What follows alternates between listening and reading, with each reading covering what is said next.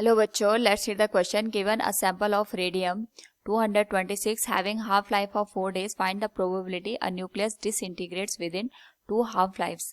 Here we have given 4 options. Now to answer this question, first we will discuss here the key concept, and here the key concept will be half-life.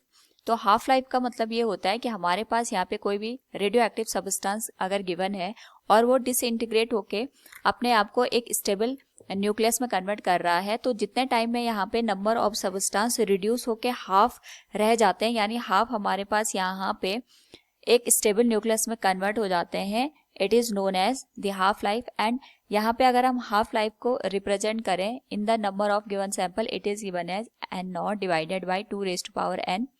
n is given as total time divided by half life. तो पहले अगर हम यहाँ पे n की बात करें, ये हमारे पास डिके होने के बाद जो सब्सटेंस रिमेनिंग रह जाता है उसके अमाउंट को दिखाता है. n नॉट इनिशियल में जो हमारे पास यहाँ पे सब्सटेंस है उसकी वैल्यू को रिप्रेजेंट करता है.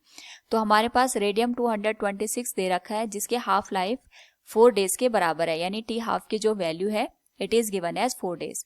एंड यहाँ पे हमारे पास जो number of half life given है अकॉर्डिंग टू द क्वेश्चन ये 2 दे रखी है, यानी n की जो वैल्यू होगी ये 2 के बराबर होगी.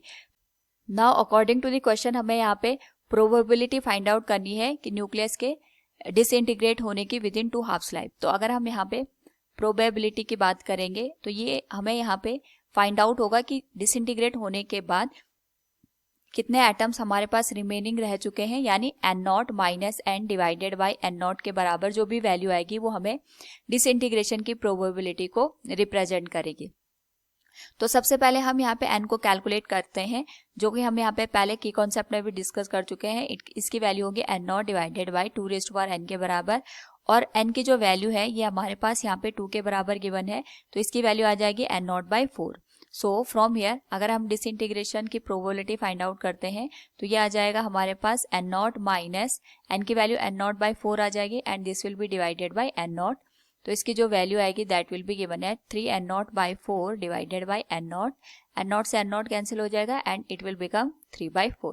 सो from the given question we can say here the probability of a nucleus disintegration within 2 half lives will be 3 by 4. Option C will be the right answer. Hope all you understood it. Thank you and best of luck.